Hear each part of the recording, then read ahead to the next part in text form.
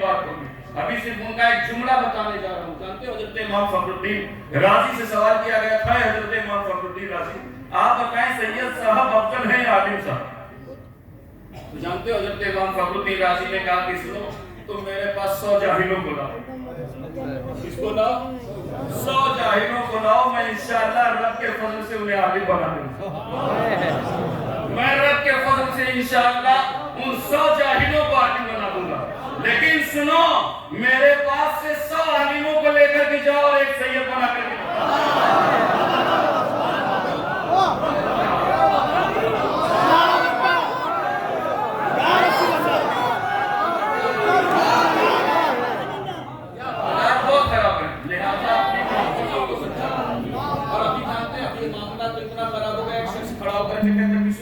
زین العابدین نام نہیں رکھنا, صدبار استغفر.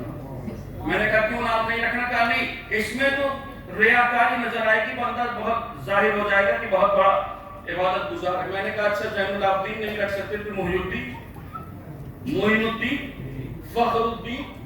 کہا نہیں زین العابدین نہیں رکھ سکتے. میں بتا دوں زین العابدین کے حوالے سے, زین کے معنی ہوتے ہیں بنا, زین کے معنی ہوتے ہیں سنگار, زین کے معنی ہوتے ہیں حسن, زین کے معنی ہوتے ہیں جمال, زین کے معنی ہوتے ہیں خوبصورتی. سنو عابد کے معنی ایک عبادت کرنے والا, العابدین کے معنی سارے عبادت کرنے والے. ارے سنو زمانے والوں, مولا حسین کا شہزادہ زین العابدین صبح قیامت تک ہر عبادت کرنے والے کے لیے زینت بن کر کے اپنی محبتوں کو سچا کرو. میری کوئی حیثیت نہیں, میں قرآن پاک کی جس آیت کریمہ کی تلاوت کا شرف حاصل کیا. اگر رب العزت ارشاد فرماتا سنو قل لا اسألکم علیہ اجرا الا المودۃ, میں تم سے کوئی اجر, کوئی طلب, کوئی ڈیمانڈ نہیں کر رہا ہوں, لیکن اپنے خانوادے کی محبت. بات یہ نہیں. اور میں ایک بات بتا دوں, آپ کا پیر و مرشد صرف ہاتھ چھمانا نہیں جانتا ہے, بلکہ خطبات اشرف الانبیاء پڑھو, تمہیں پتہ چل جائے گا یہ قلم چلانا بھی جانتا ہے. قسمتوں پر جتنا ناز کرو. اور بتا دیں آپ کا پیر و مرشد عالم گر ہے. لوگ جادوگر بن کر کے دنیا کو دکھاتے ہیں, لیکن آپ کا پیر و مرشد وہ ہے جو جادوگر نہیں بلکہ عالم گر ہے. ارے جس نے نگاہ ڈالی تو نہ جانے کتنے جاہلوں کو اپنے وقت کا امام بنا دیا. غلط ہو تو آپ میرا کی زبان پکڑیں. تقریباً سرزمین مہاراشٹر کی 300 سے زائد مساجد اس بات کی گواہ ہے جن میں امام کا تقرر کرنے والی ذات حضور اشرف الانبیاء.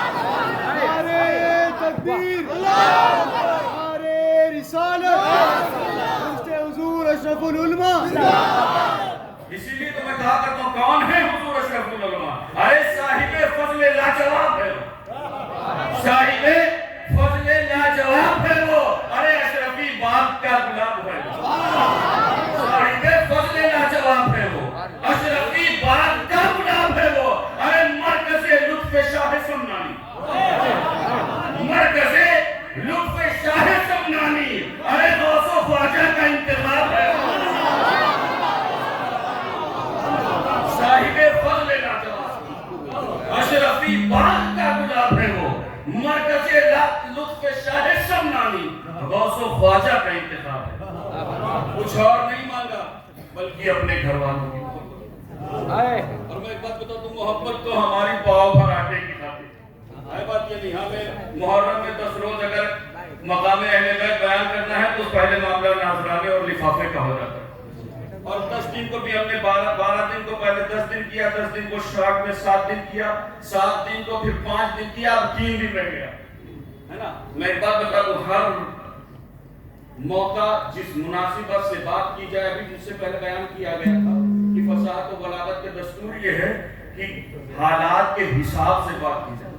ہے بات یہ نہیں, یقیناً عقیقہ ہو جائے گا, لیکن بتا کوئی اپنے ولیمے میں اپنا عقیقہ کروائے ہو جائے گا. مفتی صاحب سے فتویٰ لیجیے, دے دیں گے. کیوں؟ کیونکہ عقیقے کا محل وہ تھوڑی نہیں ہے. جو چیز جہاں فٹ ہوگی وہیں رکھی جائے گی, ہے نا. اب جب 10 روزہ اگر آپ نے شان اہل بیت کی محفلیں سجائی تو پھر آپ امام صاحب سے کہیں صاحب ہمیں کچھ اور نہیں سننا بلکہ نبی کے گھر والوں کی شان, مصطفیٰ کے گھر والوں کی قربانیاں سنی ہیں. آج تو حالات یہ ہو گئے ہیں, جانتے ہو, میں بتا دوں 40 دن بعد 40 दिन میں پہلے لوگ جاتے تھے اور نہ جانے کیا کیا سیکھ کر کے آتے تھے، اور اب جب 40 دن میں جاتے ہیں تو صرف مصلی اور مسواک بیچ کے آتے ہیں۔ میں ایک بات بتا دوں مصطفیٰ کے غلاموں، سنو، جس طرح ہر پیلی چیز سونا نہیں ہوتا،